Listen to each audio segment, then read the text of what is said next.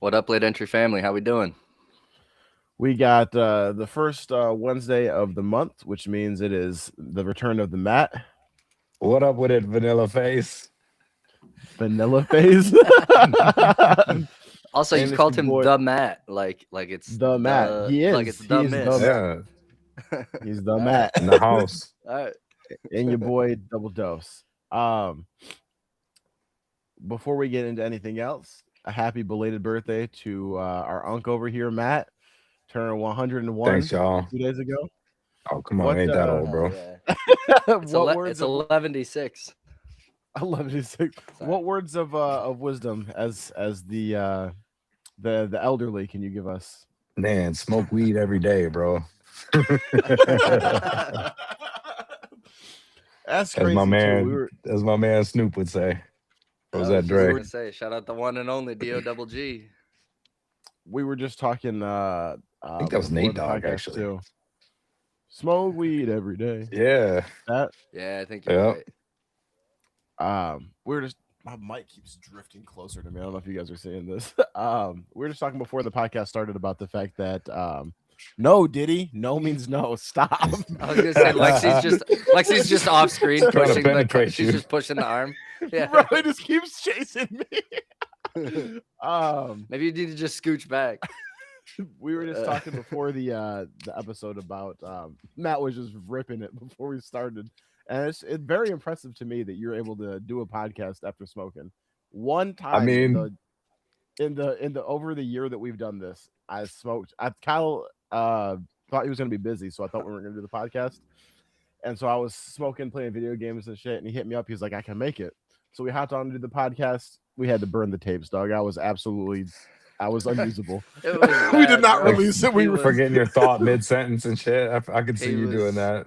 it was he was terrible. on IR, bro. It was bad. He was like Matthew Stafford trying to play with that bad shoulder a couple years before he left the Lions. It was like, bro, just get off the field. We're 5-11. Just give it a Let's break. go. It Yeah. was bad. We did that. We were like, this was not our best work, and then we had to record it the next day.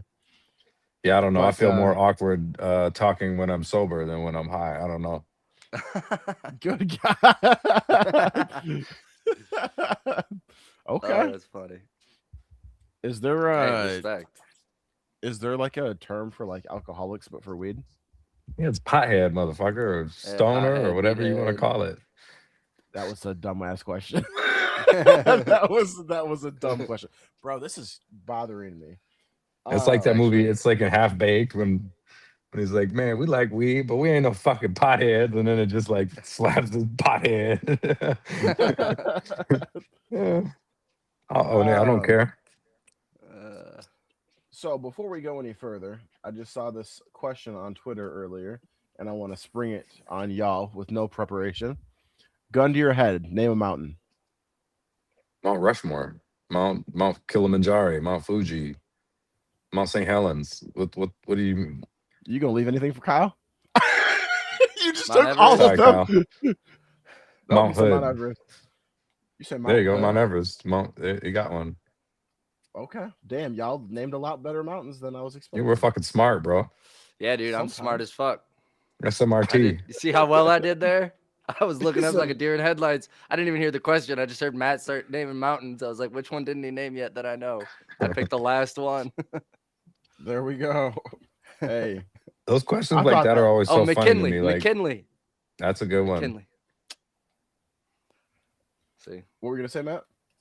I just think it's those questions like that are always so funny to me. It just speaks to the ignorance of Americans and just how fucking dumb people are. Like, That they Oh don't know yeah. mountains. Yeah, yes. And they don't know like simple math or basic questions about the government and how it works or anything like that. Like, do you? Somebody just asked a Seahawks fan it's right after sad. the Super Bowl, who do you like? I can't remember the specifics, but it was basically like, who's the better Seahawks player, Danny Duncan or Alex Moran? And like the girl was like, I don't know, that's tough. I can't really decide. And then I think she chose like Alex Moran, and he's like, yeah, he was pretty good though. Dude, people are clueless. They just go and Yeah. blindly follow things without even Right. doing a lick of research. Alex Moran from Blue Mountain State. Yeah, I don't remember the specifics that he asked. It was two other like celebrities, But I just, Mm. yeah, it was Hey, two very clearly not football players. our chat knows some mountains though too. Vesuvius, Fuji, Vernon. Okay, Yeah, look at y'all go. that's my white Vesuvius, friends that's a right good there. one. Mount Vesuvius was the um, one that buried the town of Pompeii in ash. Yeah, yeah, mm, yeah. okay, look Great at you. song. Now let me ask you this question. I'm not gonna. Thanks for the knowledge from the chat. Anybody that's out there in the chat that's smart, give me a shout out. I like that. Do you guys think that you could name all 50 states capitals? No, I could probably name about 30. Yeah, I could probably name some random ones for you. I could probably get to about Bismarck, North Dakota. Juneau, Alaska. I know random ones, dude.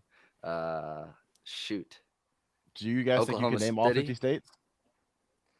I think I could do that. I Yeah. don't think so. Oh, all 50 states? Yeah. Yeah. Yeah. Yes. Yes. Now, okay, now you could name all of them. If I showed you a blank map, could you fill it out though? I Yes. think so. Yeah. You're gonna get like Rhode Island and like New Yes. Jersey and Vermont, right? Maine. Hmm. Yep. I don't Yes. believe that Kyle can do this. This is gonna be our Why challenge. not? This is we're gonna Okay. figure out a way for you to do this on a live episode. I need to see Okay. if you can get it. He's gonna study it. I shouldn't have What? said anything. Why don't He's you gonna spend trust the me? next. You only. Hell yeah, I am. He's 100 years old. He was older than some of the states. Oh, come on, bro. It's not true. But Bro, you, it's just because it's been 14 years. I'm gonna be a little rusty. That's all. If I can, I won't even like practice on a map. Just let me take a week to read, like look at maps on my phone, like the U.S. map on my phone, and then I'll print off a piece of paper. I bet you I can do it. okay. We'll see. We're gonna do this at some point. We're gonna figure out a way to like share a screen or something. And Yeah. yeah. All right. Let's get into some stuff. So, United Airlines has made a rule, which I guess I already assumed was a thing, but you can no longer use your speakers just raw dogging on a flight. If you go and play something, you got to have headphones in, or you got to have it on mute. I assumed that this was a rule already, but apparently it is not. So if you guys have any initial reactions to that, we can do that. But then it also made me think about what is the craziest thing that has ever happened to you on a flight? Okay, so I'll go first here. First and foremost, I am so about this. I mean, to me, I guess it doesn't really matter because, like, for me, I bring headphones and I'm not going to hear what you got going on over there, even if you don't got them on. So, like, that doesn't bother me personally, I guess. But, like, I get how it could be annoying to someone who just wants to sleep or who just wants to relax or this or that, and so yeah, I mean, we have all the resources in the world to be able to use some headphones on a flight. You don't like the ear in, they got Bluetooth headsets. Like you can figure it out. Yeah. So to me, I'm not mad at the rule. I'm glad United is putting their foot down on that personally. You, About yeah, some you stories. got any stories? Yeah. So a couple came to mind. So this one kind of crazy, but not quite on the flight.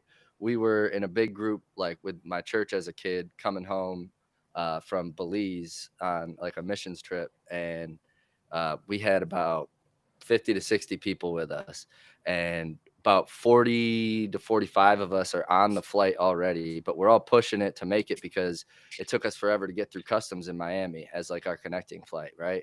So we're hauling ass to get to the door. And they said the door closes 15 minutes before your flight or something like that. We pulled up like 18 minutes before the flight. Door is closed. So we're bitching up a storm. I've never seen my dad so angry at a stewardess in my life. Like, I mean, he's had some drunk escapades. Let me tell you. No, I'm kidding. But no, he was livid, and American Airlines wouldn't. They didn't refund anything. We had to find our way home. Um, yeah, we had to sleep on the airport floor. They gave us like some like shitty ass blankets to sleep on that night. And so like 15 of us are trying to like find sleep on the floor of an airport for the night. So that was How not long? fun. That was not How fun. like Uh, what time did you get to the airport? so it was a late flight at night. Like we would have been getting in to DTW at like 11 o'clock. So it was probably like 9 p.m. or like 8:30 p.m. And then And what time did you wind we up flying out the next day? we had to, because it's so last minute, we all had to get like, out of the 15 of us, we had to break off into 3 different groups. And there's like some kids going on this mission trip who don't have their parents, so you have to keep X amount of adults. So certain families, like there was one family that took like 3 of the kids and they just drove home. They flew to like Cleveland and then drove home from Cleveland. There was one set of families that like flew to Minnesota and then Detroit.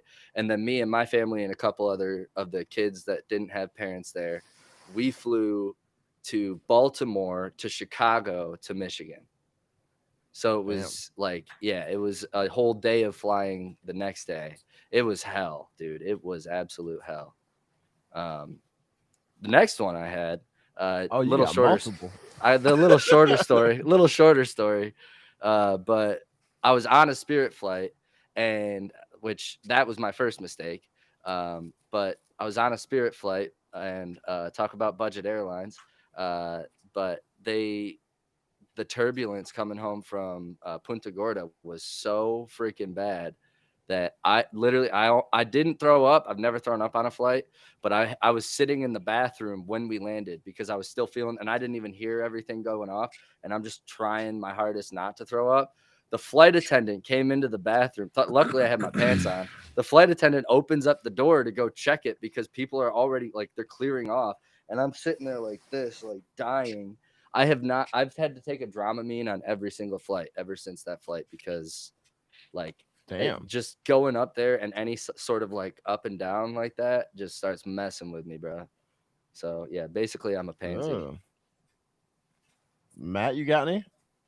Um, well, first off, I think I support the rule, and then I think we should actually basically extend that into like everywhere in the fucking world, in general society. It always bothers me so much when people are just walking around like the grocery store and your fucking music is just playing out loud on your phone. Like nobody wants to hear that shit. And like you said, you can get a pair of Bluetooth headphones for $20 on Amazon these days. Like it's not hard, to get the resources to get yourself some headphones so you're not like projecting all of your shit onto the world. Nobody cares. Um, so I think that that's a great thing, and it kind of sucks that I think it'll be like the flight attendants and stuff that have to police it, but um, I think that as I support it, and anybody that walks around like that is an idiot. Um,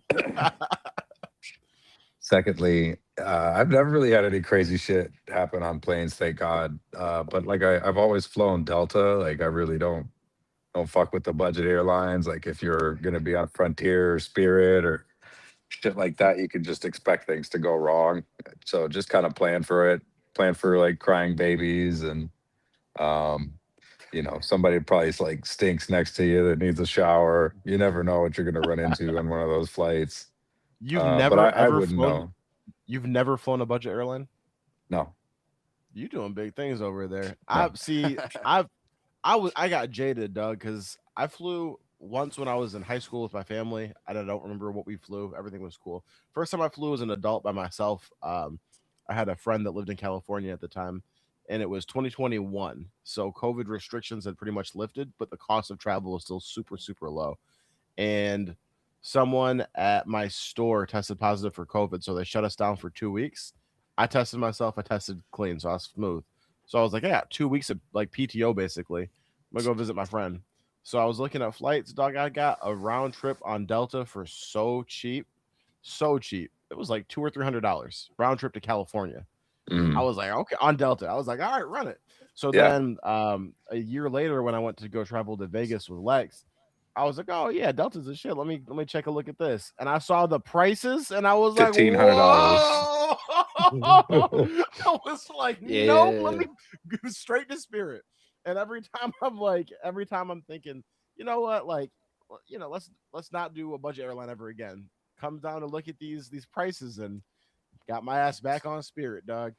Hey And man, if I'll throw a couple extra hundred at it just to make sure our shit's gonna get there on time.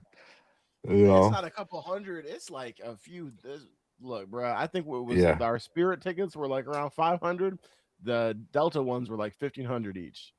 When you grow up It and Yeah. get to wasn't be even. my age, you got to get the Delta Platinum card, and then matter of fact, I'll refer you, and then you True. can get get your miles and stuff, and then they give you a companion certificate every year, so you can, Lexus flight will be on Delta. You just got to pay for yours. So Or or you let me get your companion ticket. I fly for free. You pay for What is yours. yeah, what is this? And Lex and I split a ticket. That's how we get down. Let me no, That's get the your six of crazy. companion us, we ticket. shit, we got to get Tove down there too. We should all get like the eight of us all something like that. Hell Hey, I'll yeah. get get something a cracking. Airbnb Go. somewhere. Yeah, go Late get on late the flight. entry destination. We're gonna make a content house.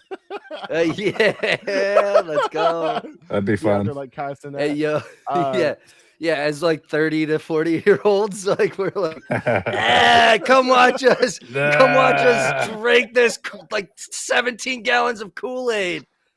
Like, ah I don't know, just some crazy God. challenge. I don't know. I'm not connected to that shit. I don't know what trends are big. I'm the What are youngest they? person on this podcast, and I'm And 28. you don't know So either. Yeah. nope. Starly in the comments said, "Wifey and I had a faulty plane leave in Munich and aborted, and we ended up getting our flight canceled, rescheduled, new layover. All in over 30 hours of nonstop travel. Turkish Yikes. Airlines frowny face." Yikes. Oh, I remember him. I um, forgot about that story. I remember him telling me about that. That was recent too. That was them oh coming back goodness. from overseas. That is, yeah, 30 hours of travel. That's like after you left your hotel, you're 30 to 40 hours after like that. It literally like I don't know. It's a Your long brain day. does some funky things, dude. Yeah, It's like almost you're not worth it at that point either. Should have stayed right. home. Yeah, Yeah. right. All right. On to the next thing. So the internet has not been super popping recently. There's only really been three things that have been circulating as far as I've seen. The fact that we look like we're going to war. Um, and then we've got Megan Fox and Steve Nash. So the first thing, y'all saw the Megan Fox pictures that just got dropped out of nowhere yesterday? Yeah, thanks to your horny ass. That's crazy. That's crazy. I love how Spencer But says they got dropped out of nowhere. I mean, she dropped them, right? Like, yes, Yeah, she yes, dropped him and out of nowhere. Yeah. that's what I'm saying. That was just like a yeah. regular day, and then all of a sudden, that was what was trending on Twitter for hours. Uh-huh. There was basketball games, there was Epstein file conversations, there was the war, and Megan Fox trending all day. Um, Yeah, she's still a healthy woman at the ripe age of 40. That's for sure. is that how old she is? I'm guessing somewhere she's got to be around there. You gonna call me horny? You know all her stats. You know how old she is. He knows her Well, height, weight. Yeah, back in the day, I was all I was all over it. Transformers 1 and 2. Hell yeah. Like yeah. yeah, So yeah, it was her and then it was Carrie Underwood all day. you're bringing up Transformers. She's That's she's 39. That was a good call, Kyle. She'll be 40 in May. Let's he couldn't go. he couldn't get it exactly right because then it'd Yeah, be yeah, yeah. suspicious. Yeah, yeah. Oh, I hate um, you. you hate me, okay? Hmm. But Okay. You yeah. hate me? So Wait. Let's settle this. You hate me or something? I hate you right now. All right. So what that has done is a lot of people have been posting pictures of like photo shoots that Megan Fox did in 2008 versus photo shoots now, and the fact that how long the longevity she got LeBron longevity of being bad. So basically, what I want to know from Matt is Megan Fox has been in 2008. I was 11. So Megan Fox has been bad since I was 11, and now I'm 28. It's been forever. And so, what I'm curious about, Matt, when you were growing up, who was the Megan Fox of your era? I mean, I told you, I think it was kind of Megan Fox too. Like, I mean, I think she How old were you definitely in 2008? 25, man. I was your age. That's 3 years. Yeah, I'm talking So, about. but What about so when I you were a mean, kid in when you were a 25? when I teenager, was a kid, Yeah, when when I you was were a when you were a 11, when teenager, I kid in was 25. 10, Yeah, yeah. yeah, like hmm, middle school. I don't know. For me, I would say Halle Berry, bro. Halle Ooh, that's a Berry, good Halle one. Berry. That's a I Okay. don't you got know. the I would Halle think of Berry. her. Like Jessica Alba. Like who else was hot in the 90s? Halle Berry, definitely. Hey, they're in the chat. They said plastic doesn't age like skin, brother.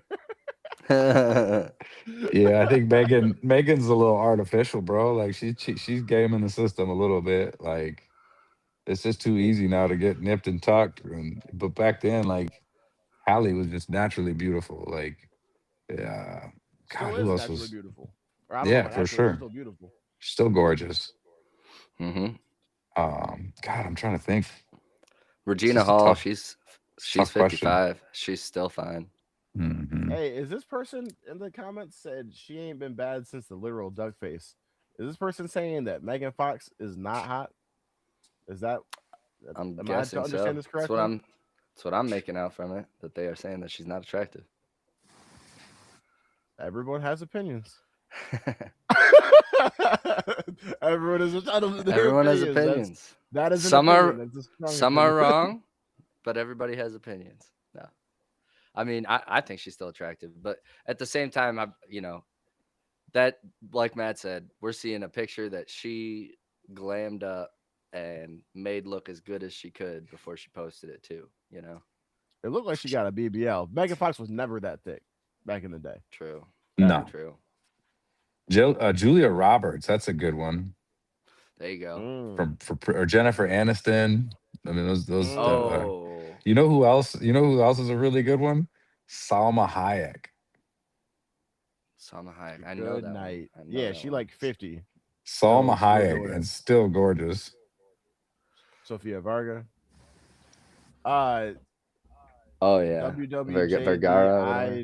WWJDIWCCW said yes. He is confirming that he does not think that Megan Fox is bad. Okay. Well, You must have been I don't. smoking what Matt was smoking before the podcast. I I guess mean, Oh, she's Sarah, just. whoa. Starley's saying the same. Hey, I I respect All right. it.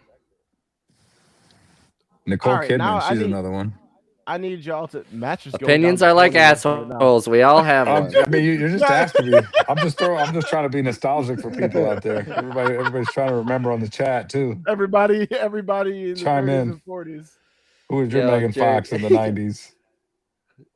that So was pretty funny how you said okay. Sophia Varga. So we need y'all in the chat then who is saying that Megan Fox is not attractive. Drop a list or drop an example of a celebrity that you think is bad. Just we're gonna have to Oh see yeah, how that Salma stacks up. Hayek is hot as Yes, bro. hell. Salma Matt said I Hayek's that. forgot. a good I one. know. I was like, I couldn't picture her face, but yeah, no, Her I and just looked her up. that movie From Dusk Till Dawn with George Clooney. Look that Yeah. one up, boys, if you ain't seen that Oh, one. Yeah, it's a Tarantino movie that he Yeah. didn't get writing credits on. Yeah. And no way. Tarantino freaky ass dog, he wrote in the scene of him getting to drink the liquid off of her feet. Yeah. Like he a freak Fucking dog. creep. He is a He's definitely a nasty, creep. nasty foot freak dog. Did you see Once Yeah, Upon a Time he's in got Hollywood? problems. Yeah. And Oh with Margot yeah. Robbie in the foot in the Yeah. theater. Nasty work, dog. He's got problems. Hey, but he is maybe the greatest director of all time. I don't know. I still can't get over the gratuitous use of the N-word by Leo in that Django. It was just over the top. You talk about in Okay. Django by a slave owner. What about Pulp Fiction? Yeah. when they When he pull up, uses it too at the cop, yeah, that was yes. fucked up too. Does my That was garage say unnecessary. dead nigga parking? Yeah. Then he Yeah, rents it himself in to use it. it's Yes. fair. And all of those things being Uncalled said, for. Quentin still probably the still greatest makes good director ever. movies. Yeah, still I don't makes good know if movies. there's only Scorsese is one. way better. I don't think Tarantino holds a candle to Scorsese, especially when you look at the body of work. Okay. What are your favorite Scorsese movies? Fucking Goodfellas, fucking Yeah. Casino. Like, Okay. would you even keep going? Fucking The Departed, um, Mean Streets. Fucking bro, don't disrespect fucking Marty. Okay. Now, Tarantino's trying to be Marty. maybe in like Reservoir Dogs I think the True styles Romance. are their general styles are not too far off from each other. I mean, Yeah, and Marty came first. Pulp Fiction, Kill Bill. Did okay? Yes, So I those were haven't. great. Those were great. Don't get me wrong, but I feel like he's just kind of it's him like making up these characters and making up these movies. But like Scorsese is trying to tell real stories, and like Scorsese like invented that like Goodfellas. That's based on Henry Hill. That was a real dude. Casino, like those based on real people, real stories. Okay, so The Irishman. you could make an argument. Stay with me now. You could make an argument that it's harder to generate a random complete thought. Let me rephrase this. It's harder to create an own organic story than it is to just adapt something based off of something with other stuff. See, I Like, agree you can make that argument, but I could disagree and say that it's harder to create something that's based on a book or based on something else because people already have expectations around that. So like you don't want to create something that's based on that book or based on this story and then it's a disappointment. But if you're just creating something that's out of your head, then no one else has any reference for it. And but I you mean, know, there's 1,000 Italian mobster movies that aren't made by Scorsese. Donnie Brasco, The Godfather, A Bronx Tale. There's more. Goodfellas. that's not a No, no, thousand. That's That's like Goodfellas. him. two. That's him. Okay. I, I'm just saying, like, it's not like there's not contemporaries for those in and themselves, and it's not like Goodfellas is like. I mean, Goodfellas is probably the best of those, yes, but well, not better than The Godfather. Different. I think It's more. I think it's more Goodfellas is one of the best entertaining. mob movies. Yeah, it is absolutely the best. And You then I think it's think the then The best? Godfather. Yeah, I do. You think it's better than The Godfather? I do. It's just more Well, speak. entertaining. I'm out. I'm out. We might just not see eye to eye on movies, dog. Well, I love The Godfather too. Like, don't get me wrong. Like, The Godfather is fantastic, but Yeah. I just think for my taste and just for like the type of movies that I like, Goodfellas was just more entertaining. Yeah. And also for on that same thing too, talking about we're gonna hit the chat in a second because we got a bunch of messages. But you're talking about like the use of the N word in like the Tarantino movies. I feel like every time you watch anything Italian mobster, whether it's Sopranos or any of the movies, you finding out new slurs for words or for black people you've never heard of. Like I'm watching The Sopranos for the first time. I'm almost finished with it. I'm It's a great charcoal show. briquette. Charcoal briquette. I never heard that Moulignan, before. yeah, Yeah, I knew Moulignan, yeah. but yeah. Sopranos is a great show though. Oh yeah, it's Great. fire. Yeah. I'm That's in the the best final season. That when mob show. Meadow brings Really? that kid home, what's his name? Oh, Oh, wait. I the saw that one. black dude, I was going to say, I'm not Yeah, done with it yet. I still that haven't had that it spoiled. That goat looking was dude. that bro, was that shit was insane. crazy. Now, Meta did you know favors by bringing you over? I know, right? Like I Yeah, don't know what man. she was expecting. I don't uh, know. Let's see what they said in the chat. So, Starly clarified. He said that she doesn't think that Mega Fox is a hot. He just thinks that she's got more plastic than Barbie. All right. Sigourney Weaver in her day was a babe. I'm not with that. That's People talk about facts. like, oh, she was so hot in Alien. Where? What about yeah, Ghostbusters? I've What was her never name? been Dana that Barrett. attracted to her, bro. I think she's a great The Sigourney actress. Weaver. I don't think she's ugly, but I've never been like, oh wow. But Yeah. I think I will maybe say, if we're talking about like natural beauty that never got the facelifts and stuff, like she definitely carried that well into her 40s, 50s, That's Like true. even her as the warden in Holes, like if I were to go watch that movie now, I might be like, damn, you know? But I think that I'm saying she's not jumping off the page. She's not jumping off the page. I think that too, like us growing up in today's day and age, I think that there's so much more stuff to have us desensitized as compared to like when the Alien came out. They were like, "Whoa, it's a girl in her underwear on TV or in the movies." You know what I mean? Yeah, I That's don't just know. very well, true. it's very different standards of beauty too. We Yeah, have very Yeah. artificial standards of beauty now. Like, and I don't know. I think women looked way better back in the '90s, just natural.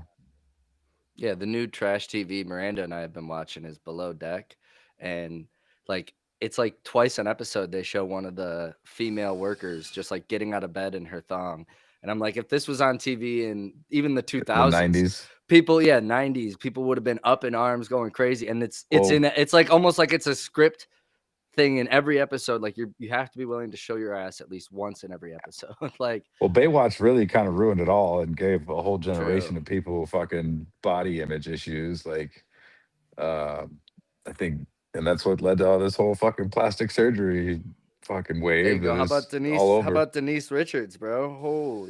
I mean, back in Yeah. the day, What was that? yow. Wild Things with her and Nev Campbell. Oh man, yeah, and yeah, it's yeah. funny too because they were like, um, I remember like when we were like the early 2000s, they were saying that Britney Spears is fat. You know what I Yeah, mean? right. Like, And they give were me a saying that break. Jennifer Lopez had the fattest ass of all time. And then we went through like the BBL era where people were Yeah, much right. bigger. And then we had, the Lizzo embracing your body. And now we're on Ozempic and everyone's getting skinny again. Seeing the cycles, being old enough to see a cycle basically going in a full circle has been interesting. That is interesting. Um, Let me read some more of these comments real It quick. is. Uh, we got Starly said Cote de Pablo from NCIS. Ziva, I can see that. Um, She's all right. She's all right. what is I'm gonna start. I'm not reading this whole username every time. WWJ said, "Period accurate is gratuitous." I think that's to you, Matt, about Leonardo DiCaprio. Oh yeah. Do you think that you don't think that that's more appropriate given the period? Period accurate is Yeah, he was a slave owner. no. I don't think it was used that blatantly even back then. Like, I don't know. I wasn't alive, obviously, but I think it I don't. was I think it was I like repeated more for dramatic effect in the movie than it was probably used in reality. I don't think that it gets the history as being the most evil word in English language and the history behind it without it being used. I Well, I disagree. think I think that bitch was flying. I think that bitch was flying.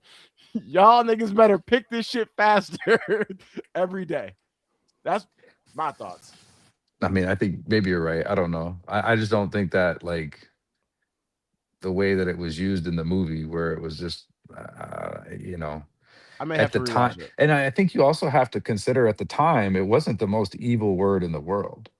Right. And I think But I'm history has kind of allowed it to become that and proven it to become that. But but I it was don't think that it's common Yeah, terminology back it was then. an adjective back I think then, that Yeah. your unfortunately. statement right there is exactly why I feel the opposite. Because it was so common then and it is now so vilified now, I think that's because it was used so much back then.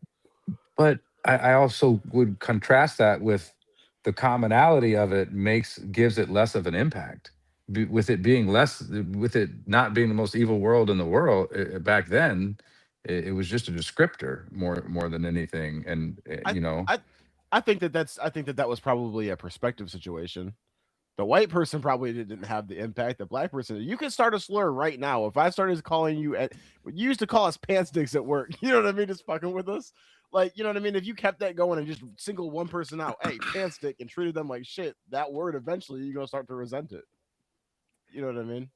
yeah, no, I know it's a tough thing to S- talk about, man. Honestly, it's a tough thing to think about. I mean, you think I don't know. We've seen movies. What do we know beyond movies and documentaries and stuff, and what people have Yeah. written?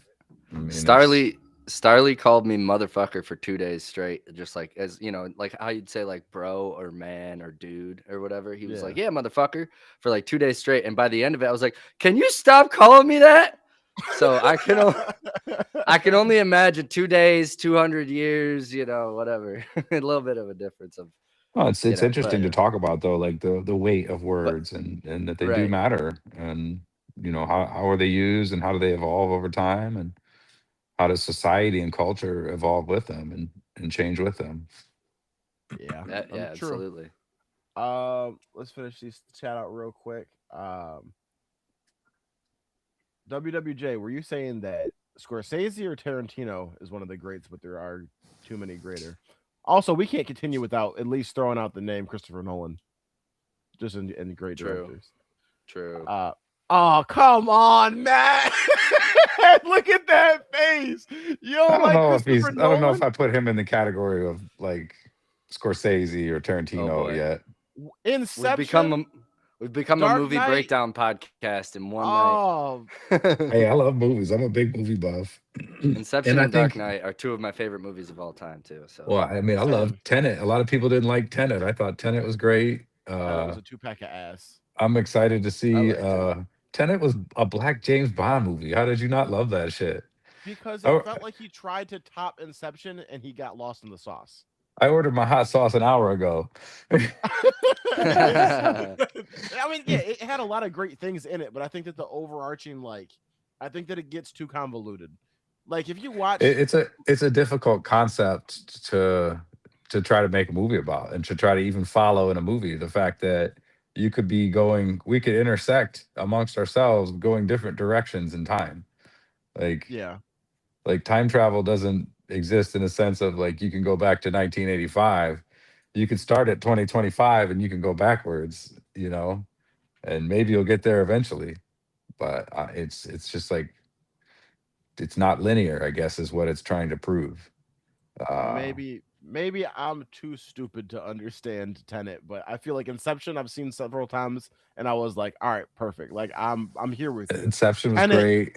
I've watched Tenet like 4 times, and I'm still like, I really uh liked Oppenheimer too. I thought Oppenheimer was really, really good, really well done. Interstellar. Interstellar was great. And you gonna sit here and say that he's not in a class with the rest of them? I don't know. It's different movies. It's different time. I think I just have too much nostalgia for the old movies for myself. I'm just too That's fair. attached to them. I don't know. Um, But hey, I That think as far as list, modern filmmaking, yeah, Christopher Nolan's without a doubt I the was gonna I say best. want to. recency bias, but like he's put out more films recently that are. And I know Tarantino doesn't do a lot, but I think like he's right up there, if not edging past Tarantino as like good. I don't know. Tarantino's really good, but Well, I Christopher think they Nolan make they has make very has different movies. I range. think, He has yeah. range. Whereas Tarantino does the same type, like every movie. It's his style, which that's what he wants to do. I get I it. think he said he's But got one movie left. Tarantino yep. does, Yeah, and then he's Yeah, done. and then Christopher Nolan's got the Odyssey coming out this year. that's gonna be amazing. I'm so excited. I hope Hey, so. I think it could be a flop too. I know that he's got other movies out, and I need to go take a look at them. I'm curious to see what else Paul Thomas Anderson's working on because one battle after another, that was so damn good. The story, the filming, all of it. That was a time I was sitting in the movie theater recently, and I'm watching this, and as I'm watching it, I'm like, oh, I'm experiencing greatness right now. I don't know if you guys felt the same way Mm, when you saw it, but that's how I felt. I still haven't seen it. I loved Mother. it too. I mean, the first I I'm a tried to watch bad it with my girl for co-host. like an hour, and then we turned it off. She wasn't really liking it, but then I watched it again, and I appreciated it. I thought it was very good. I was watching it after all of the ICE murders and shit going on in Minneapolis, so like just seeing the government overreach, and then the Gestapo guy, I can't remember the Christmas Yeah, Christmas adventurers, Adventurous. like It was very that was some crazy shit. it Like, was very, um, very there was a message there for sure. Multiple yeah, messages. yeah. Um, Um that was real quick, good. let me catch these up. I'm gonna read through these quickly. Winona Ryder, another heartthrob from the '90s. Alicia Silverstone from Clueless. That's a good one. Drew Barrymore has an attractive personality. um, recorded history says that bitch was indeed flying. Talking about the N word. Um, Tarantino will go down as one of the greats, deservedly so, but there are scores above him. Um, Peter said, "What up, y'all? I'm over here multitasking, chopping trees in RuneScape. I did not know that people played Hey, RuneScape, though. Oh yeah, Uh, he's an OG. Once a, Once Upon a Time in Hollywood was great. Terrible take. I want to see one battle after another. You haven't seen it yet? Take a look. Yo, Also I double liked dose. Once Upon a Time. I, Yeah, I thought that was a I fun like one. that movie. I What didn't. I would didn't love it, but it was it was a good movie. really? I mean, it was entertaining, but it was just like it. I don't know. It wasn't what I I was get expecting. okay if you're Well, it's going like an into it. alternative Yeah, history movie. right, Like the right. ending, That's like the fun part. Yeah, Yeah, right. I don't but want to spoil it it if nobody's is seen it. it is a very it's a very Tarantino movie. I do agree. Like the ending's very fun, but doesn't it doesn't make you like like most kill or like give you that release like most of his movies do at the end. It's just kind of just like oh okay, I don't know. Like it's hell yeah, once going into it, my expectations were completely different from what I saw. Afterwards, understanding this was his like love letter to Hollywood. Okay, cool. Yeah. Like I understand why this is what it is. But if you're not understanding that, watching it for the first time, you're like, Mhm. not one thing that happens in this movie matters at all or is related to anything else. It's just a series of vignettes. Mhm. I true. think understanding like I read something about like Ryan Coogler's vision for Sinners, and then I watched the movie again after that, and it made me really appreciate the movie a lot more. I think any kind of insight you can gain into the director's like vision or the writer's vision for like a movie or a show like always really helps appreciate it a lot more. I agree. Sinners was True. a banger too. And Absolute banger. dude, that was a good movie. I mean, Very good. the way it was shot, just uh, the music. Like I didn't really like vibe to the music the first time around because I was like resisting it. I was like, wait, is this a musical? Like, what am I watching here? And then you just the second time around, I just realized it's just part of just get into it. It's part of the movie. Yeah, it There were the sucks you juke in You joint. for know, sure. It was yeah, I feel like it was as much it was the rest of the movie, also a celebration of like black culture at the time. Hmm. And even a yep, peek into the past and the future. for sure. Bullet Train is unrelated but a must see. Have not seen that yet. I see that. It's Okay. on. I gotta watch that one too. So I'll check out Is Bullet Train. Whoever said that. that's a good a movie. as much as I am enjoying talking movies with y'all, this has been a nice little tangent. We're like 42 minutes in and we got more topics. So let's keep this bitch Wait, pushing. real quick. Not Yeah, about yeah, movies. yeah. WWJD said he did clarify his username to you. He said also Okay. double dose. WWJDIWCCW is what would Jesus do if woodchucks could chuck wood? That's a conundrum right there. That's thought So provoking. we're gonna call him either WWJD or what would Jesus do from now on. We'll keep it a little shorter. Why don't we just call him Woodchuck? We'll call him Yeah, Woodchuck. Hey, Yeah, I what up, Woodchuck. like that. Woodchuck? Yep. Yeah, I love that. Hey, they said stop the pod, go watch Bullet Train. We just fucking the rest of All the right, I'm hanging podcast, up. I'll talk to you guys 3 hour next week. podcast. We're Peace just gonna out. watch it Land live. Entry family, we out. Yeah, we just get DMCA'd Uh, immediately. okay. Let's hit some of these other things real quick. Let's get this in here before so we don't run out of time. You guys want to talk about a little bit of football, free agency, and trades and stuff. So, let's start with the thing that touches all. Let me rephrase that. Start with the thing that is It's close to impactful home. yes, thank you. David Montgomery traded to the Texans. Matt, your thoughts?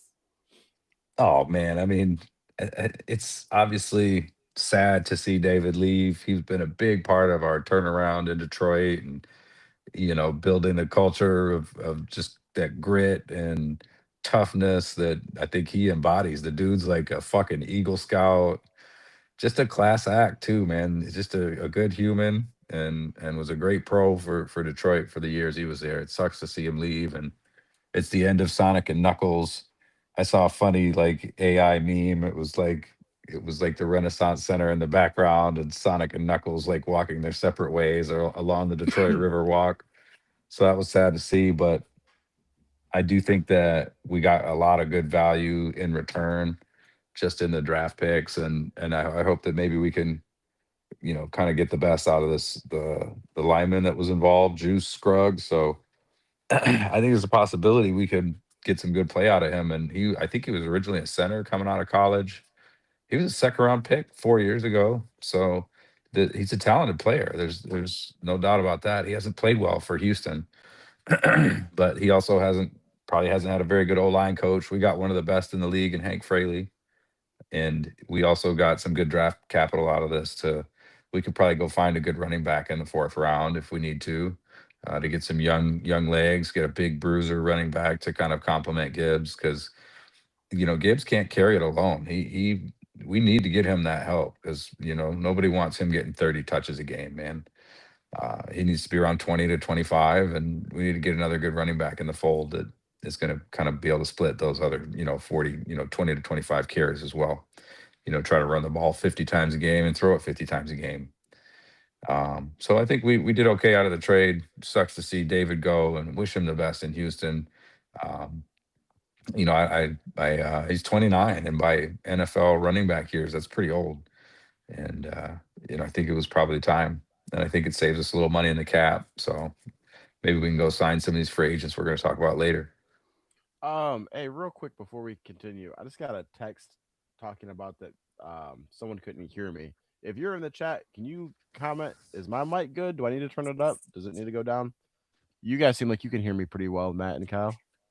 Yeah, I can hear Yeah, I you. hear you good. Okay. Yeah. Leave me some comments in the YouTube chat. Let me know if I'm sound too Please. low, I guess, please. Or if we're Yeah, too loud. Kyle, your thoughts? Yeah,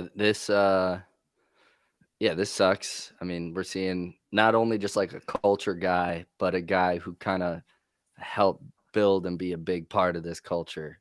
Not just a fit, but like a guy who was a heart of this, and he's gone. This is outside of Frank. This is the first one, and Frank retired. This is a guy getting dealt somewhere else. So it sucks. Yeah, I hope Scruggs has like a Connor Hellebuck type resurgence. The goalie from the 2026 USA hockey team, he had not had a good season so far this year. Came out and had an insane Olympics. I'm hoping that this guy, while he didn't have a good first few years in the league, now a second round draft pick is going to get rebranded by Coach Fraley and be a hell of a guard for us, probably on the left side. And then we're only missing center. And, I think, like Matt said, we're going to get into some free agents in a little bit, but I think we might both be thinking the same thing about center here. But yeah, I think that just seeing Monty go sucks. I do think was kind of starting to see a slowdown, like even when he got back from his injury last year. That Seahawks game when he like stuffed Devin Witherspoon and then went for another 15, like that happened. 2 games later, he gets injured. He misses 6 weeks. He's never really the same back since. So maybe the Lions see something that we don't. But yeah, it just because he's so good for the locker room, it sucks. But I think he helped lay this foundation, and we have such good guys still in this room. And he mentored Jameer Gibbs so well that now Jameer can maybe even be a leader or can, just work well. Like Jameer also is selfless enough to be able to give up 15 touches a game to somebody who can be efficient with him. So yeah, we'll see. I think overall it could be good. I'm trying to be optimistic. But I do think he's going to go mad in Houston because I don't think Joe Mixon's coming back. Well, and all the Yeah. professional analysts, I'll add, gave like Detroit an A and gave Houston like a D on this trade. So like, Really? all the professionals say that Detroit won the trade, indefinitely. Yeah, I was gonna say the same thing. I feel like it was beneficial for Detroit, probably beneficial for Monty. I think that the Texans will get some usage out of him, but I don't think that what they gave up necessarily is worth it. My initial thoughts when I heard this were two things. First of all, I was devastated that the Sonic and Knuckles era has ended. I've been a David Montgomery fan since he was a Bear. So then when we got him, I was very excited, loved having him here. And then now he's gone. So sad in that situation. And then I saw what we got back. And my thoughts were this about because I didn't see initially the draft pick stuff. I just saw that we got an offensive lineman, and these are my thoughts about this. First of all, his name is Juice. I don't want an offensive lineman named Juice. Juice is a running back, a receiver, or a DB. I want my offensive lineman named Clayton or Trevor or something like that. I want big See, that's corn-fed racist. white boys. Okay, you say that. Look at the best. Look at the best offensive lineman in the league. I Trent mean, Williams. look at like Trey Smith, or who's the Panay Sewell. He's not white. right? Polynesian. Okay, Jason Uh, Kelsey. Laramie Tunsil. Um, He's retired and he sucks as a broadcaster. I well, think he's Jason pretty Kelsey. entertaining. Yeah, he's Look, terrible. I think that. Look, all I'm saying is I want my speed guys black. I want my hogs white. That's what I want. That's what I want in the trenches. I want my running backs, my receivers, and my DBs. I want them black. I want my linemen, especially my offensive linemen. They need to be corn fed from That's Nebraska or something. that's why I love seeing a guy like Cooper DeJean go out there and play corner, Yeah. like Oh yeah. Oh just yeah. buck the Be trend. tough like that. Yep. Hell yeah. So there's that with him. I was also thinking I watched the Texans last season, especially the playoffs, where they Their got offensive line was destroyed. terrible. Their offensive line looked Horrendous. like Swiss cheese, bro. Like, And so for them to be willing to give up an offensive lineman, I knew this guy had to be dirt. And then you sent me that thing yeah, from but fantasy from Pro yeah, Football Focus, and his ranking was Yeah. what was it, like 33 of 31 or yeah, 31 of It was 33? 68 of 70 or something. it was like at the But bottom that of the being Terrible. league. said, PFF is PFF. PFF is not like they are their own It's thing. not the be They're all end their all, but I mean, own. it's a good Let me ask you this evaluator. question. Let me ask It you is. this It question. is a decent evaluator. You're right. We as the Lions need offensive line help. You think we're going to trade one of our offensive linemen? If we do, you think he's going to be good? No pun. I Thank mean, you. I haven't Thank you. I haven't watched But enough tape on the it's guy, like it's to also like about coaching. individually to Like, see. Yeah, it's but scheme, yeah, it's coaching. Like, I don't know. I'm gonna give Juice a chance, Spencer. He's a Lion now, so put some Well, respect on that man's name, bro. I'd hope that he makes me respect him. I would love to come out here and say, "Oh yeah, this Juice guy, he's great." But I don't know. we'll He'll see. probably be better than fucking Tristan. I don't know. He can't be any worse than fucking Cologne Yeah, or fucking yeah, Graham. Like, yeah. those guys were yeah. getting their asses. Those guys were getting their asses kicked all over the place last Ran year. over. So, Yeah. And Glasgow's uh, gone now. is he? Thank God. Yep, Yeah. they released Yeah. him. Yeah. So speaking of releases, Kyler is going to be released on the start of the new year. Kirk Cousins is going to be released. The new year, year for football, not the calendar new year. Trey Hendrickson is not getting tagged. Kenneth Walker is not going to be tagged. He's going to be a free agent as well. And then Trent McDuffie just got traded from the Chiefs to the Rams. This is the second time that they've had a like an all-pro cornerback that they did not pay and they traded away instead. The other one being L'Jarius Sneed. You guys' thoughts on any of the free agency, whatever speaks to you? You want to go first, Kyle? Yeah. So, well, for me personally, I don't know if you mentioned him, but Linderbaum from the Ravens, the center, is a free agent, and he's 30, I think. It's not even. I think he's Is he 27 or 28. 27? Okay. And this guy plays very well, and I think he'd be perfect for Jared Goff. And Was would he be white or the black? he is white. Huh. All right. Sorry, please Don't- continue. Got nothing to do with anything, but yeah, I think he'd be, because Jared Goff loves white guys. I think he'd be perfect as his next center. He's probably the Okay. best center in the league. I mean, why'd he yeah, get you got released? Humphrey. He's you got- not. And the Ravens are expected to offer him a market setting deal. So they're going to have to get But into a huge contract to try to get him. the Lions Um, offloading Demo and the Lions offloading Glasgow kind of leads me to There's think, some and then room. taking this guy at left guard who they think is a guy they could maybe work with or put in competition with. I mean, we might get not Jonah Jackson. What's the kid? Mahogany. We might get Mahogany back, who played great at left guard. So like, yeah, I don't know. Like I think the Lions are banking on a really good center right now, and I think Linderbaum is in their sights. So Connor that's the number McGovern, one. the Bills center, is also a free agent. he's also under 30 and He's scored out good. really well. Kind of on most of his evaluation. So there's a couple good centers out there that we can kind of target, and there's some good ones in the draft too.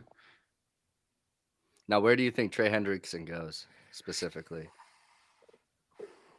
I honestly wouldn't be shocked to see the Lions land him. I think if they're going to go after an edge rusher in free agency, he'd be a good one to go after. And like, I I don't agree think with he that. thinks he's going to get the deal that he's expecting. Like, he's not going to get Micah Parsons money. He's not going to get Max Crosby money for that matter. And I think he might be at a good bargain if if we kind of look at him. Other teams, obviously, I think like the New York Jets need an edge rusher. Tennessee, I think, has a ton of cap room, some money to spend. And if you look at the last 2 years, the teams that spent the most guaranteed money in free agency both made the Super Bowl. It was Philadelphia 2 years ago, and then it was New England last year in the offseason. So they've proven that, holy cow, you go out and spend money, you get good players. It's not a hard Every formula to single. understand. Hmm. So I think Holmes and the Ford family and MCDC, spend the money this year. This is our window. This is never going to happen again. Let's go make it. Let's go fucking take it. Yeah, But I think. Yeah, hopefully they're feeling that. Hopefully Brad Holmes is feeling that because I know we Lions fans are feeling that. Like, no, for hey, sure. now this regime is about to do a little bit of a turnover here, and it's already starting by having to get rid of some key pieces that got us to this point, right? So Yeah, now you got to go all in on some pieces that are going to get you there right the f exactly. now. Yeah. Yeah. See, and I think Trey Hendrickson's a prime target. For a lot of teams, he's a great player. I'm Hmm. shocked the Bengals let him walk away. You mentioned the tags too. I saw that the Colts put the transition tag on Daniel Jones. I was like, Oh yeah. that is messed up. As opposed to putting the franchise tag on, they put the transition tag on him. Do you know So what the what that difference of that is? Oh, perfect. yes, it's about $8 million. So he's going to make $8 million less. And the transition tag means that other teams, like, excuse me, can make offers. And if another team exceeds that 36 million they're going to pay him, then Indianapolis would have a chance to match it, and then he would stay in Indy. But then that other team would be able to steal him away. But So Wow. why is that bad to you? Because to me, I think that that's the I think most it's fair thing fucked you up can to do Daniel for Jones. how is that not fair? I'd Why much didn't rather they be. just why wouldn't they just franchise him and pay him 44 million? They're cheating him out of $8 million. But someone else, if they think that he's worth it, can give him more. But they know no one isn't because he's coming off of torn Achilles. Instead of doing the right thing for your player who was out there on a broken fucking leg for you last year, and then he got his fucking Achilles torn in the middle of a game. Instead of giving him the $8 million, they cheated, they skimped him, and they're giving him the transition tag and paying him 36 instead of 44. I think that's fucked up. That guy was Is out he? there and put his body on the line for you last year, and you just, like, if he would have balled out all season, you think they would have not given him a long-term deal? Oh If he would yeah, have one not hundred gotten percent. fucking hurt, if he would have continued Yeah, to play like he was through the first 6, 8 games. he But would have that beat the happens Patriots in all. the divisional round. Look, I get it. It's Spence, it's the business of it. I understand that, but it's a fucking dirty business, bro. These players get the short end of the stick all the fucking time. And these owners fucking Goodell and the league themselves are a bunch of fucking crooks. We just And did the they're same. We just did a very similar thing with the Lions. yeah, and We that's just fucked up too. with I, David it doesn't Montgomery. it doesn't take away from that being fucked up. Oh yeah, it's all Well, fucked. It's always fucked they up. didn't do it's a different thing because they traded him away. Like, the Colts are saying, we want you, but we only want you for this much. Like, it's just, I don't know. For me as a player, I would be a little ticked. Dak But Yeah, at least the Prescott. Lions are say, "Hey, we'll pay for your first month of Tinder Plus," yeah, whereas exactly. the And the they Colts are traded him to like, "Hey, no, fucking no, no, I Houston, want to bro. date you. I want to date you, but like, if another girl comes around, then you might be kicked to the curb. I Or if you want to go see other I don't guys, know. I think they please should have do." just paid the man, put the fucking franchise tag on him and pay him his money if you Daniel don't want to Jones give has him a been long good term for deal. one season. That's why they're giving him a franchise tag. So they put the Yeah. transition tag on him. Why would we? Yeah. Okay. I guess. mean, Anyway, I guess. I I we don't guess need I to if they don't keep. have, I don't if I don't want to be in a situation of where I'm trying to defend a team for doing the shit wrong. It's just I've seen it so much it doesn't surprise me. No, like I said, yeah, it's the business of it, but it's a dirty game, man. and I It guess is they absolutely. might have maybe they sat Daniel down and they were like, look, we really want to sign somebody to a franchise tag, but if we do that, we can't franchise tag you. We got a But transition did tag they? you. But did they use the franchise tag for someone else? I I have don't no think so. idea. I have I no don't believe idea. so. I'm maybe yeah. I don't know. I don't know. Do you know how many players come into training camp I'm just guessing and here. tear their Achilles or their ACL and then get cut and don't make the 53-man roster? Probably Like all the time. it's just Not inherent. quarterbacks though. Not It's not just quarterbacks who were inherently bad. drafted in the first round. Shit, Jerry Jones made Dak play on that prove it deal, and Dak broke his fucking ankle. Yeah, Like, you know what I mean? Like, this is not unprecedented at all. and then they paid Running backs him. always running backs always get it the worst. They get one deal, they get 3 franchise tags, and then they get fucking sent out to die. Hmm. So I don't know. I'm not trying to defend it because it is bad. It's not Yeah, surprising to they me, I did. They guess. did not, in fact, use another player on franchise tags. No, they didn't. They just wanted to They screw just they Daniel. just they just stole 8 mil from him. Yeah, they just wanted to Didn't cheat they use Daniel the out of 8 million. didn't the Ravens put the transition tag on Lamar Jackson a few years ago? Probably. They did the same bullshit then. Yep, because he wanted a deal, and they were like, "Well, go see what kind of deal you can get." Yeah. Oh yeah. But yeah, it just happened with before his last deal. Starley said, "I love Danny Dimes, and I always will. I hope that he comes back and plays well. I really do. Um, he's got 2 seasons where he's been good out of his career, but I don't think that most of the stuff in the Giants was necessarily his fault. But I do understand No. the franchise being like, hey, maybe we don't give a guy that was already kind of ass cheeks more money than we have to coming off of an Achilles. Like, you know what I mean? It's like, you're kind of lucky that you're No, still in I the mean I building get right it. now, Like big I said, dog. I understand the business side of it, but I think there's also an element of like you got to do right by your people. Like look at what the Lions are done with Taylor Decker. Like they could have released Taylor this year. Like they could have like let him go and save money on the salary cap, but they kept him around. They're honoring his contract. Yeah. Um, I think that they need to push in the CBAs for more guaranteed money, like the NBA. Their stuff's mhm. all fully guaranteed. All right. But I Anything think else? Oh, go Kirk ahead. Cousins is an interesting one too. I don't know if Kirk Cousins is going to be a starter next year somewhere. So Kyler Murray, where's Kyler going to go? before we got the news of Kyler being released, I was on here Sunday saying that if I was the Vikings, my quarterback room would look like Kirk is the starter, JJ is JJ quarterback is 2, back up. and then Anthony Richardson is quarterback 3. Now that Kyler's available, I would swap Kirk Cousins for Kyler. One of the 3 of y'all has to be good. Yeah, I think Kyler has a good market. I think Pittsburgh would be a good town for him. Like if Aaron Rodgers, they get rid of it, like talking to Aaron Rodgers.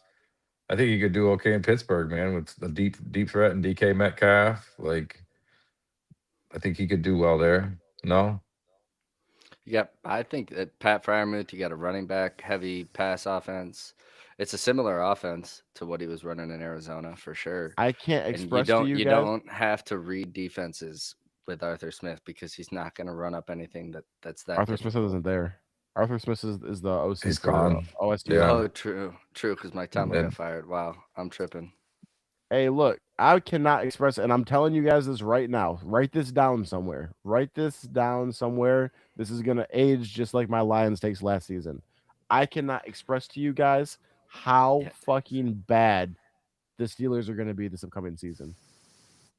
They're going to be terrible. They already were not great last year, but they had Mike Tomlin and they had Aaron Rodgers. They're going to be terrible this year. you think Mike McCarthy ain't gonna be able to get it done? Hell no. With what? With what? And if I was Kyler, I would not go there. Kyler is basically one step away from last chance you. I'm not going Yeah, to the Jets and I'm not going to the Steelers. anywhere he goes, they only have to pay him like the league minimum. So like he's already guaranteed his salary from Arizona.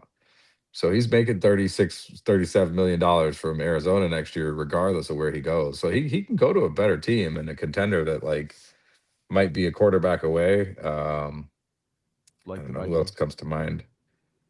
Um, I mean, Well, while you're thinking about that, Starley said, "I'm just confused why they went and lowered the cap for everyone, forcing these teams to make these adjustments. Why not keep it the same or make it just a little higher?"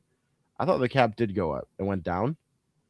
I I thought it was went under the up. It was impression it over. went It was up. over. It was over $300 million. Yeah, I thought it went up as well. I like Kirk and Pitt. Oh, Pittsburgh is going to be cheeks, brother. It's our time to have the years of suckery, and y'all deserve it. Y'all ran Mike Tomlin out of They there, did deserve and it. you That's true. That's true. deserve every single thing that's coming to Pittsburgh. All At of least it. it's something different instead of 500 for 10 years. Um, And As a I don't first know. round playoff exit. as three people that have sat here and watched teams that have been terrible, and we literally have a team that's gone 0-16. I can tell you, I'm sure we would have traded a lot of those seasons to be 500. That's To fair. go Right, 9-7 but in the first round I exit. understand that. I understand that, but yeah, I mean, look, I also understand a new start as a Lions fan. Like you understand that a fresh start gives you new hope, and Steelers fans, they don't have a whole lot of a track record of being disappointed with that new start. Every time they've gotten a new start, they've gotten success. So like when I Can can't I? remember what the coach's name was before Cower, Bill Cower, but Chuck after Noll. that Chuck Noll. Thank you. God, I couldn't think of his name. Chuck Noll to Bill Cower to Mike Tomlin, and that covers what? Over the last 50 years, I was gonna say. I was gonna maybe guess 60. 60. Yeah. Yeah. So like they have no reason to believe that this next coach, Mike McCarthy, a well-renowned coach, isn't going to carry him over. But their personnel is shit. Uh, they have no quarterback. Uh, yeah, I mean, I don't know. I don't know what's gonna happen. But Mike McCarthy's a great offensive mind. So who knows, dude? Let me do a little history lesson with y'all real quick. You remember Jim Caldwell? Sure do. You remember what his seasons were? It's like 10-6, 9-7. Okay. First round playoff exit. And then the Can't believe Lions you said, going we for can the do Colts, better. but And they got rid of him, right? And what happened And then they next? hired fucking Matt Patricia's goofy ass. And how'd they do? They were dog terrible. shit. You just saw the Steelers' future. Yeah. No, I didn't. Did you not hear what I just said? The Steelers have had 3 coaches in 60 years. The Lions have had 15 to 17 to 25 coaches in that time. So We're gonna the see. one does not match the other as far as franchises go. We're gonna see what this year looks like. They tanking. Oh yeah, They're tanking for. I'm not whoever saying next- they're going to be amazing, but I think there's Kyler's an there's a interesting one chance though they're not because bad. he's like Steelers are going to be bad. I think he would help them out though. Yeah, in Yeah. a way, I mean, you kind of get he's got legs, and then this guy gets a fresh Exactly. start. They could throw. Yeah, he just can't read a defense to save his life. That's the No. problem with Kyler. Well, he can't he's not going to be like a mentor to a younger player too. Like if he goes to Minnesota, like you got to get rid of JJ. They got to trade JJ or cut him or something because that's just going to kill his confidence. And Kyler's going to be an asshole to him. Like he's not going to mentor him or help him out. Oh I yeah, think It's not Kirk. about- I think Kirk Cousins would. I think Kirk He Cousins doesn't- would be a better fit for Minnesota than Kyler. you got to make a decision on: do you want to make Kyler or make JJ the guy and get a mentor for him, or do you want to bring Kyler and you want to have competition and you're going to go with whoever is better? Yeah, that's your choice. That's the decision. I would almost even put Kirk in as the starter for the next year or two because he played well for Atlanta this past year, bro. He looked that's what I'm sharp when saying. he came in for Penix. Like that guy's got some juice in the arm still. Absolutely. So- If you do Kirk, then he's going to be the starter, and JJ needs to sit and learn. Yes. On some Green Bay, Jordan Love, Aaron Rodgers, And I think it would benefit him. I think it would help him a lot, honestly. yeah. I don't know. We'll see. What else you got? So we're going to see how the timing works out with the rest of the podcast. Let's go to All Due Disrespect. Kyle, drop us yours. All right. You guys know I love being political on this podcast, so I'm gonna drop you guys. Is yours actually political? Yeah, kind of. Okay, not go. really. Not necessarily about his politics, but just about the person. My all due disrespect this week is to Kash Patel, the leader of the FBI.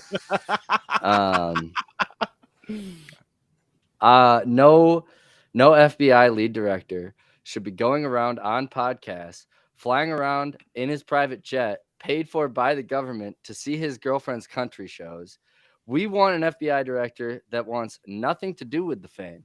I want an FBI director that he or she should want to take a step back and work, like a step back from the spotlight and work behind the scenes on what the hell we need to do, like in all of our military affairs and terroristic threats and this and that. This guy's out here on Joe Rogan talking about how, like, I don't even, he's like dodging questions on the Epstein list, and he's talking about like where his favorite sandwich shop is in Texas. And it's like, I want to hear this guy talking about like what we're going to do to like defend ourselves, not be an internet personality. Like why does everybody need to have, and I mean I'm one of them, I guess, but like why does everybody need to have a voice in this? Like if you're one of the leaders of the country, you have way more shit going on. Your hair should be turning gray from all of the stress you have going on out there. You shouldn't be worrying about what freaking like Andrew Schultz or one of the other comedians in New York are going to say about you on their podcast. Like, just get a life, get a new girlfriend, and do your job. Like, for the freaking love of God. I know you guys probably have way more information on him than I do, but yeah, this guy just kind of sucks. I mean, yeah, I'm all for being patriotic and partying with USA Hockey, but why is the director of FBI in there, dude? We don't need him in there partying with the boys. Like, I don't know, put freaking Matthew McConaughey or Michael B. Jordan or somebody in there. Like, that's who needs to be in there, not not a political, I don't know, like not even a political figure. He's a freaking military officer, essentially. All the Not the things that you just director of said the are FBI. Yeah. all the things that you just said are only valid if we are actually taking this as a administration that's trying to get anything done.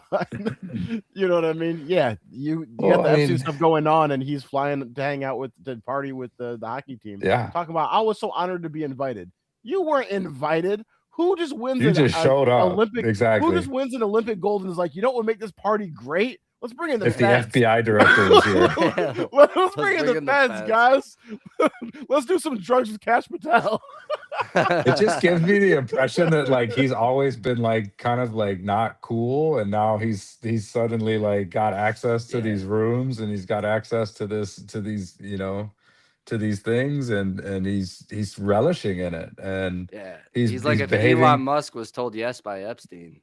Yeah, exactly. He's behaving like a fucking frat boy that just got initiated. Like, and He's I think it's I think I was just gonna real quick just some information with that. I think that he is like a big recreational hockey player.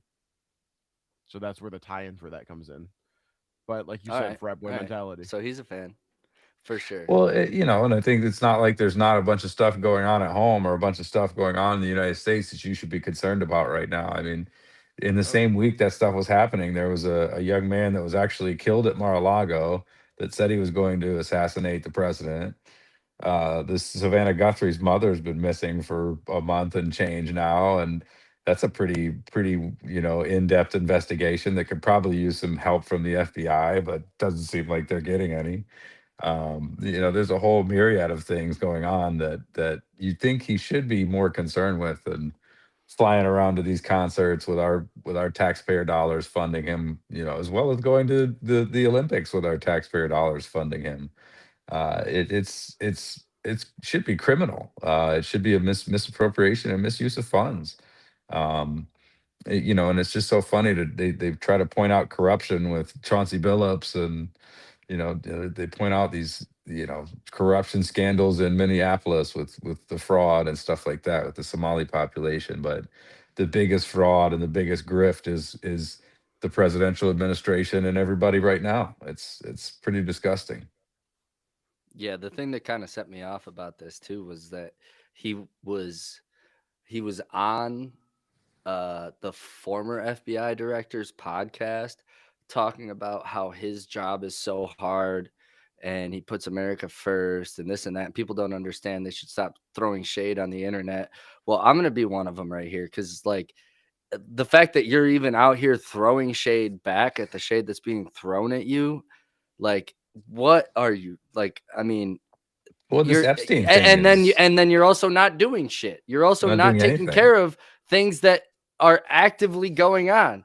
Like and I mean, a news anchor's mom is missing. You know, like, not that that's more important than anybody else's mom that's missing, but like, this is a very, very widely broadcasted subject, and you're out here hanging out with the USA hockey team, doing podcasts, like you know, As if like I'm there's chugging beer. Like, chugging come beers as on, if man. everything's kumbaya. Yeah, Come like, on, man. come on, bro. Like, get out of your Do celebrity better. red carpet tour and be a fucking FBI director. Well, like you said, not to mention the Epstein list, and nothing's being done about this stuff, bro. Like, that's Yeah. just so He's disgusting. actively trying to put that shit away while he's on these podcasts too. It's like, yeah, I mean, that's not what the guy who should be investigating the shit going on in our country and getting to the truth should be doing. I just don't trust this guy as far as I can throw him. And he's pretty No, heavy, I think. you shouldn't. Fucking googly-eyed Cash. Googly It's, eyed it's funny that cash. you say that because like the way that he looks to me, and this has nothing to do with like race at all. Just the fact that every time I see a No, picture of him, the way he's that googly-eyed. he looks like a raccoon that when the light comes on, he's in your trash. Like you hear a Like noise what? outside, Like one eye goes your way, and the other one's like like you hear a fixated on noise the out, garbage. you hear a noise on your porch, and you turn your light on, and that's what you see in your trash can.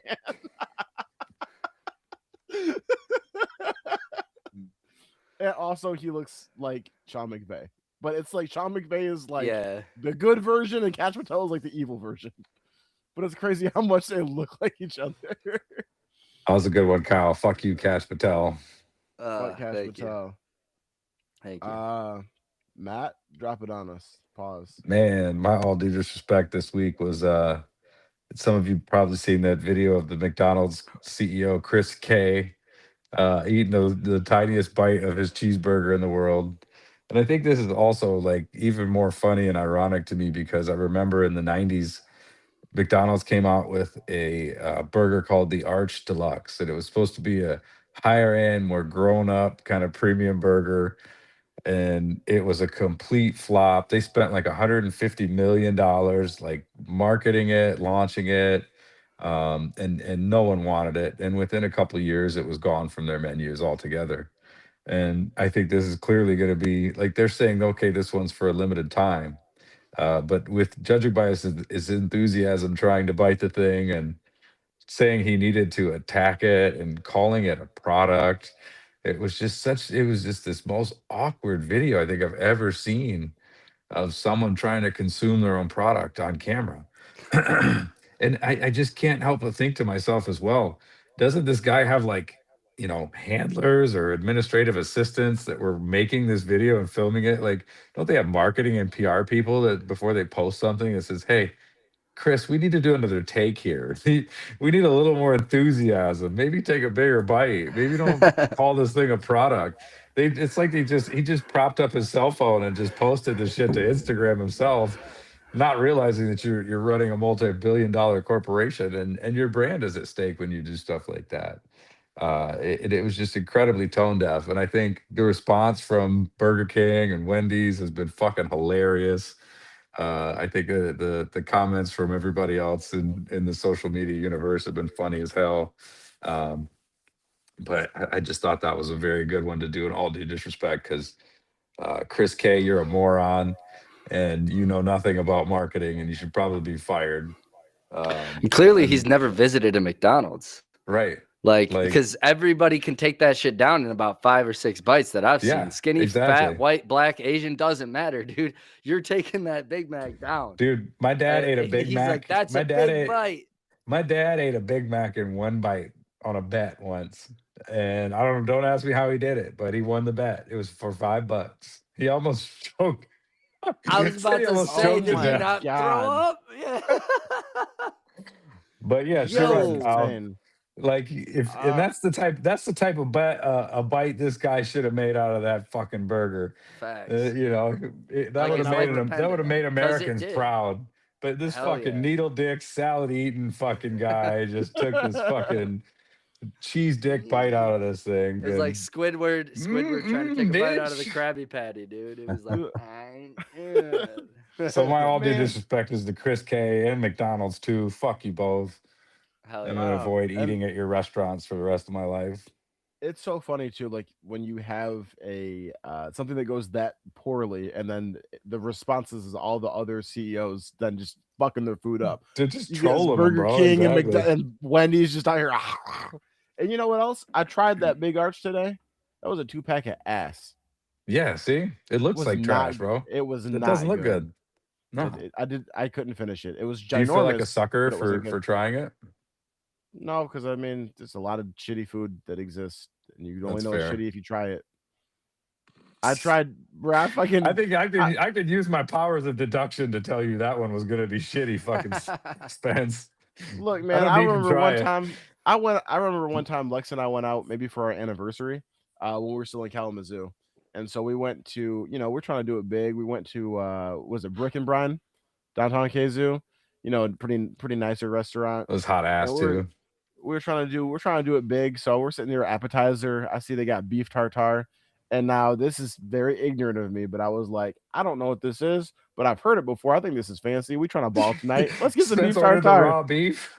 These motherfuckers brought the meat, and I was like, what the fuck? And I took a bite of it, and I was like, this is raw meat. And it's Yeah. disgusting. And That's it was kinda so what bad. it's kind of what beef tartare is, Spence. Yeah, I fucking figured that out as soon as I took the first bite. I was like, no, wait a second. No, I knew this. So the Bad. real Wasted question is, money on that one. did you keep eating it or did you send it back? Fuck no. I didn't send it back. I just took my L. I feel like I was raised to be a very adventurous eater and try a lot of different stuff.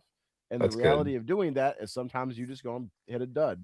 There'll be lots of times that Lex and I go to a restaurant and we've never been there before. And Lex will do something safe, like order some pasta or Alfredo or like chicken fingers or some shit like that. And I'll ask the waiter or waitress what they like and I'll order straight up whatever they fucking want. And sometimes I'm eating Lexi's leftovers and my shit was cheese. But sometimes it's delicious. Kyle, when I Yeah. went to visit you, I stopped at the pita place right next to your house. Oh yeah. Pita And Way? is it Pita Pita Way. Way? Yeah. Yep. Pita Way. Okay, yeah, Pretty Pita Way. good. Yep. I had never had that before. Went in there, asked the guy, "What do you eat?" He said, "Well, for most people, I recommend." I'm like, "No, not most people. You got to get What's the your super meal?" Dearborn. The Super Dearborn. Get the super Out. Dearborn. Okay. Damn. The He next should Yeah. have time hit I'm up in Mac. Michigan, out there, I'll try that. It's not Yeah. gonna be for a grip, but I asked him. I said, "No, not what you recommend for most people. What do you eat?" I had to make it the same way he made it. Shit was delicious. So sometimes it's some good ones, sometimes it's some else. That's so That's funny, funny. Uh, bro. Your my beef tartare story, real quick. That just I feel like that could be an episode on Curb Your Enthusiasm with JB Smooth's character. What the fuck is this shit? He goes, he's like, let me get the beef tartare. It's gonna be good, baby. It's gonna be good. and then You're it trying to make Oh, me sick. what the fuck is this? Yeah. Serve me raw meat. Those guys have a funny ass dynamic, I swear. Yeah. Did you they're guys see funny the together. episode where they were trying to like make it be okay for black people to say the like watermelon? Yes. Oh yeah. That's real life shit, dog. It was so funny, bro. My boss at work fucks with me all the time. Like, there's a grocery store that has like a deli in our same parking lot, and on Fridays they have like a chicken wing deal for $5. You get a pound of chicken wings. I remember the first time I came back with that fucking bag. I'm sitting down. This motherfucker walked in the back. He looked at me and said, "Like a moth to a flame." Other day, I'm fucking pull out a piece of gum. I'm chewing the gum. He asked me for a piece of gum. Hand him He the said, "What motherfucking flavor is gum. it?" Motherfucker looked at the packet and looked at me. Guess what flavor it was? Watermelon. I was like- Thankfully, I'm not a Oh, it's great too Kool-Aid fan. Oh, that's funny as hell. All right. Oh my God. My all due disrespect, Lesean Shady McCoy. He said that he thinks that Caitlin Clark is the most influential white athlete ever. As two white guys, what do you think? Has he ever heard of a man named Tom Brady? Fucking Larry Bird, bro. Like Larry Bird, I think Pistol Larry Pete. Bird was I mean, more influential for sure. Like for Larry Bird to be like, you know, at that time in the NBA when, you know, it was the culture was changing. Like, you know, all the great premier players were black. And Larry Bird came in as the great white hope. And that was also during the glory days of the NBA in the 80s and 90s. The WNBA is nowhere near that platform. Like uh, you know, I respect Caitlin Clark, and I think I would maybe say she's the most influential female white athlete ever.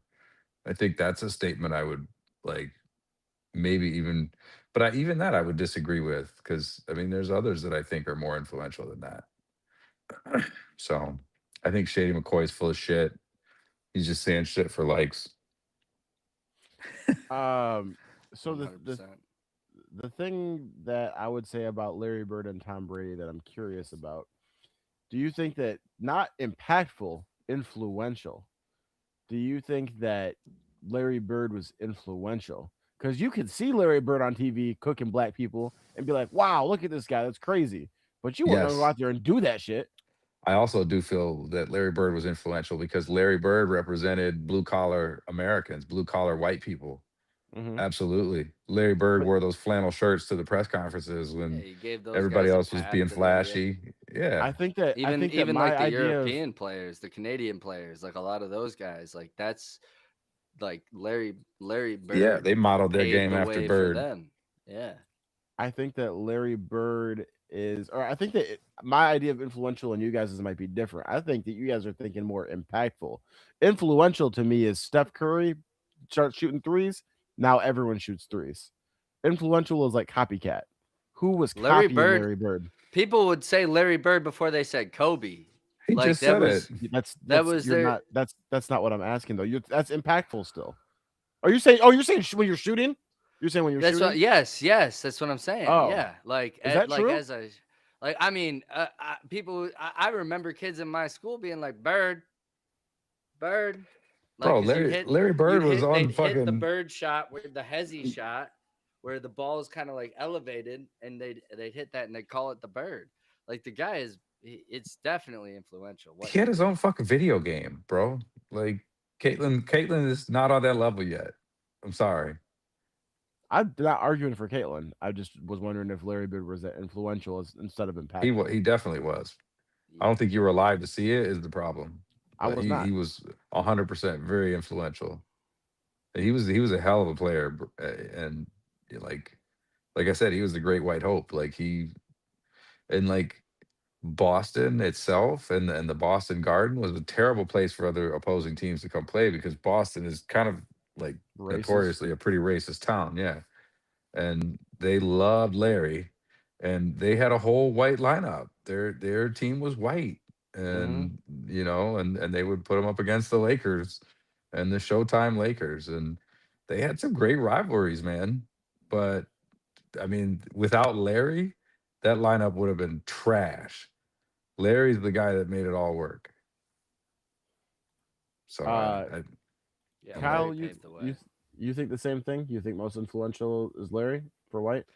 For white athletes, no, I think most I influential think is Tom Tom Brady Brady. too. You know, I Yeah. think Tom Brady's hard to argue with. I think Tom Brady's the most influential white athlete ever. When you also consider Tom still he's going to be broadcasting his voice into people's fucking living rooms for about the next 25, 30 years. Like that's the thing about Tom is he's Yeah, got a he's the great next healthy John Madden broadcasting in his career. own way. Yes. Yeah. I think I you think guys he are is too. completely. I think you guys are completely missing the mark with who the answer is. It's Tony Hawk. No, it is not. I don't agree with I that. you don't think so? Tony Hawk No, had because people out, skateboarding is not as mainstream a sport as but basketball or I don't think. football. I mean, Tony Hawk is. I think Tony Hawk is one of the most influential white people. But I also. I mean, I think that he was. I think that is he had that all you're the races one? out here trying to be him, trying to do his tricks, playing his video game, Okay. trying to go out there. Everyone can't go outside and play basketball or football. Everyone could go outside with a skateboard and try to do this fucking trick that they saw Tony Hawk do. I think for sure it's him. Like hands down by far. But I think Influential. so the one thing we all agree on skateboarding is as it's a not sport Caitlin to you? Clark. Well, that he was Well, yeah, Lesean McCoy was my all due true. disrespect. Yeah, I don't think it's Yeah, Caitlin right. Clark. Yeah, I we don't think it's definitely don't anywhere think that. close. Nobody Yeah, does. exactly. Yeah. But I don't you think that she's. you think skateboarding's a sport? I think that he. If we're gonna fucking say that WWE people are athletes, I think that Tony Hawk is a fucking athlete. Okay, but you don't. So now you're Aren't there competitions? Aren't there skateboarding competitions? Didn't Tony yeah. Hawk compete in Yeah, competitions? and there's So he's more of WWE an athlete. competitions too. So no, there's performances. He's by my metric more of an athlete than the WWE actors. Okay, that's fair. That's fair. That was a sub point to me. I still think that Tom Brady is a more influential figure. I don't think that people are going out trying to be Tom. I disagree. I think every white quarterback coming out of college is thinking about being the next Tom. That's their But are they goal. trying to?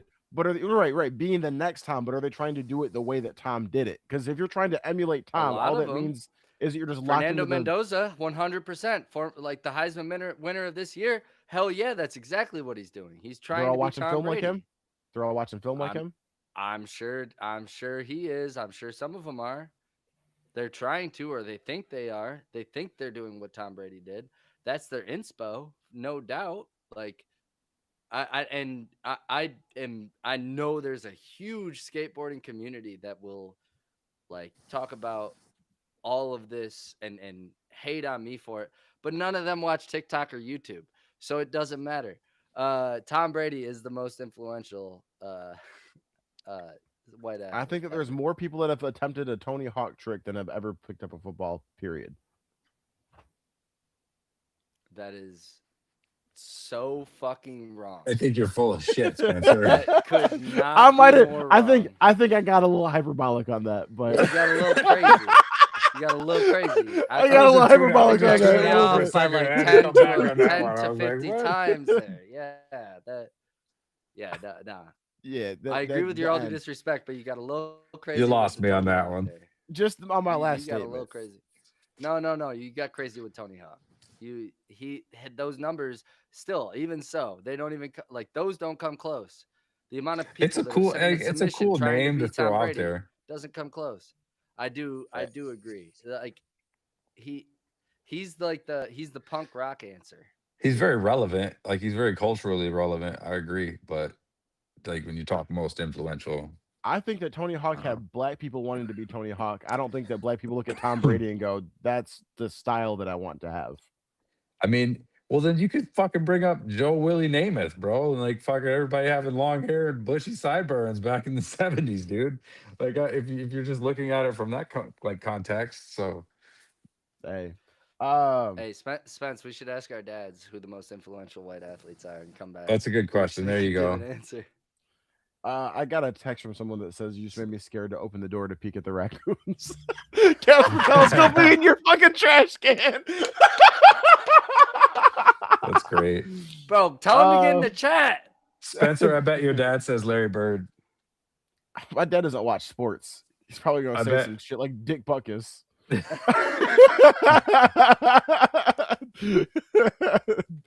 He's just gonna say any athlete you can think of. All right. In the interest of time, let's get to these questions of the week because we are delayed. We talked for fucking about movies for a grip. Kyle, pick your Yeah. two That was fun. best questions. All right. So we talked about time traveling a little bit. If time traveling existed, do you guys think it should be illegal and why? I think that as soon as someone figures out how to time travel, we should kill them immediately.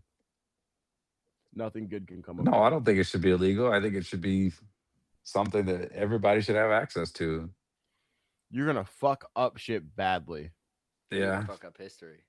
Badly. Yeah. Hey, that's what it is, bro. I'm gonna That's be what like it is.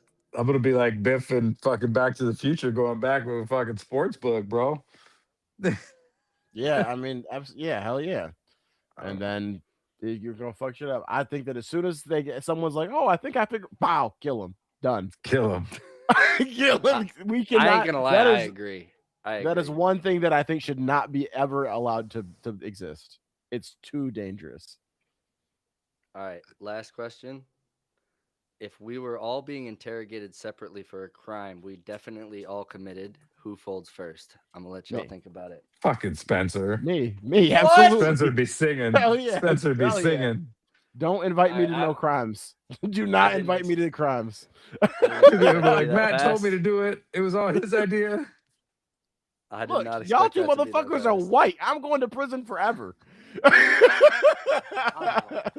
So y'all gonna get a slap on the wrist.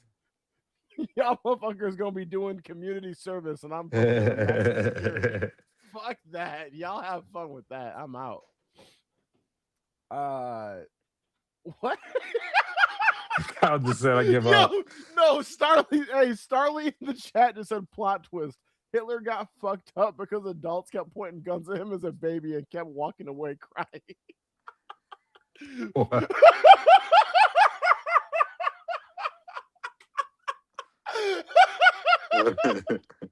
And this is why time travel should not work. I don't know where the hell Kyle went, but I think that's we it lost for the him. podcast tonight. Matt, thank you as always for joining us. Catch Thanks, Matt on the Vince. podcast every first Wednesday of the month. Second Wednesday of the month, aka next week, going to be Lexi's Lore. So make sure y'all tap in for that. And then you'll see us again. Oh, look who's back. Yeah, I thought about divaing this thing, but I decided to come back for you guys. All right, just for the end of it. Yeah. Make sure that you check us out on all socials at Late Entry Podcast. Don't forget to like the stream. Leave us some comments on our shorts and our videos, and we will see. You'll see us Monday with our next episode. Late Peace Entry, out, shout everybody.